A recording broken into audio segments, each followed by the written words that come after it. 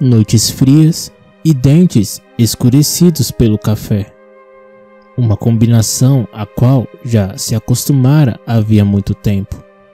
A mochila, sempre com a garrafa térmica e alguns sanduíches para a fome da madrugada. Algum material básico para higiene, incluindo o bucal, muitas vezes, porém, negligenciado.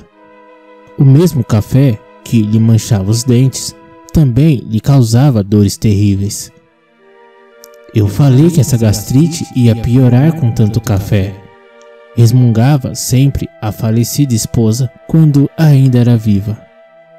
Ruim com ele, pior sem ele, dizia o velho. O que haveria um velho viúvo de querer preservar ainda a velha carcaça, que vez ou outra era por ele próprio vista até como uma prisão. Já chegara a pensar até em dar fim à própria vida.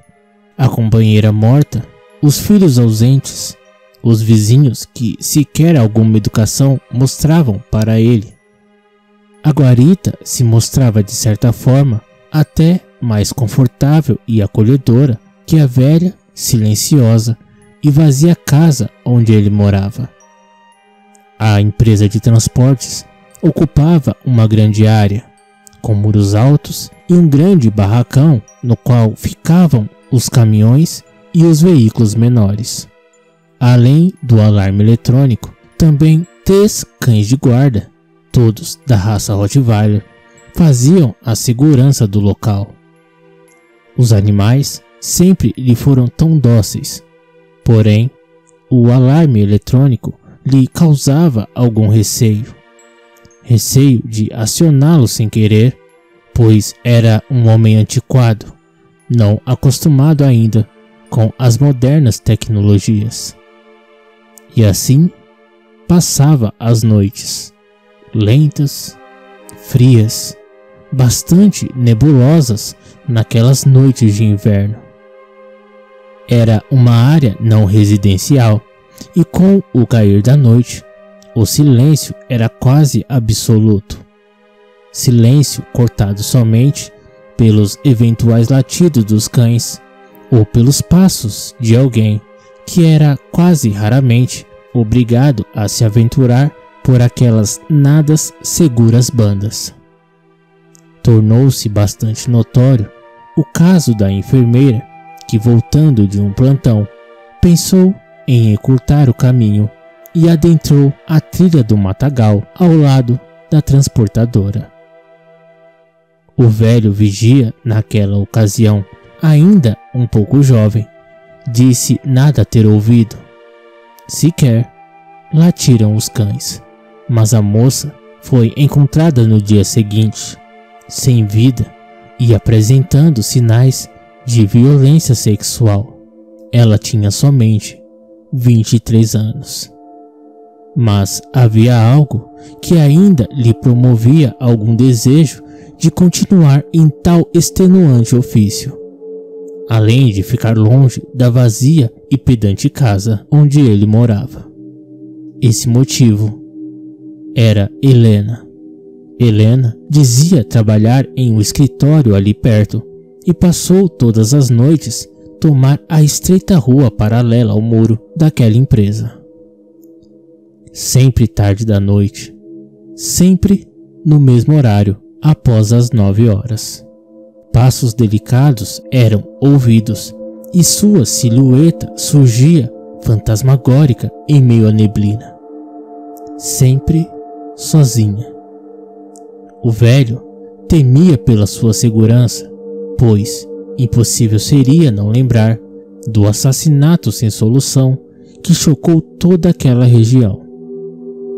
Ela ria e dizia nada temer, pois já se acostumara à escuridão. O velho deixava sua garita e a acompanhava pelo menos 200 metros dos trechos iluminados até vê-la dobrar a esquina e atingir uma via segura. Não havia nenhuma intenção amorosa na boa vontade. Na verdade, ele havia talvez, como a filha que nunca teve. Os filhos, todos homens, ganharam ou se perderam no mundo. Helena preenchia uma lacuna causada pelo abandono dos filhos. Tinha realmente idade para ser sua filha e era muito bonita e simpática. Pele pálida e delicada, cabelos negros, grandes e enigmáticos olhos. Ele nunca soube precisar se todo o carinho e afeto que por ela desenvolveu era recíproco. Talvez ela estivesse apenas sendo simpática e educada. Talvez visse nele realmente a figura de um pai.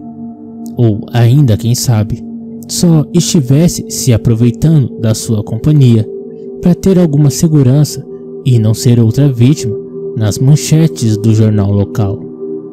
Apesar de tal rotina já existir há algum tempo, pouco sabiam um do outro. Os 200 metros que percorriam lado a lado não dava espaço a conversas mais profundas. Dela, ele sabia ser secretária. O porquê de voltar sempre tão tarde nunca teve liberdade para questionar. Se tinha namorado ou marido, também não sabia. Pensava que não. E como perguntaria esse tipo de coisa? E que tipo de homem deixaria sua companheira se aventurar perigosamente todas as noites, sozinha por aquelas perigosas bandas escuras? Helena também pouco sabia dele. Somente ser um viúvo solitário que parecia ainda trabalhar para evitar cair no esquecimento absoluto. O velho procurava ainda ter alguma utilidade na vida. Deveria ser isso. É claro que havia também mornas e prazerosas noites de verão, com a temperatura agradável e o dia insistindo em ficar por mais tempo. Sem a úmida e embaçada neblina ao fundo, a silhueta de Helena surgia menos surreal. Já não se parecia com um sonho ou uma gótica pintura que remetia aos contos de terror. Mas parece que tais noites de verão não ficavam tão marcados na memória dos nossos personagens quanto aquelas em que Helena aparecia. A melancólica neblina combinava perfeitamente com a pálida pele, assim como os seus cabelos negros e o seu olhar, por vezes tão intrigante e misterioso. Passos se faziam ouvir à noite. Como já era rotina, os cães latiram. A silhueta do jovem casal recortou a pouca claridade proveniente de um dos pontos de luz que, vez ou outra, parece querer se apagar. É inverno e os jovens caminhavam abraçados na ânsia de aplacar um pouco todo aquele frio. Um dos cães reconhece Helena e os latidos cessam. Você vai sempre me buscar mesmo? Ah, com certeza. Garota minha não vai andar por aí no escuro desse jeito. É muito perigoso. E semana que vem eu tiro o carro da oficina. Vai facilitar bastante a nossa vida, respondeu o jovem com um olhar apaixonado. O casal passou ao lado da velha guarita. Helena ignora momentaneamente o namorado recém-conquistado e diminui o passo hesitante. Lança um olhar triste e profundo em direção à velha e deserta guarita. Ele nada percebe, pois se encontra distraído, comentando que ela jamais deveria ter feito aquele caminho sozinha, uma vez que era muito bem conhecida a história da jovem assassinada pelo vigia que por tantos anos trabalhou naquela empresa.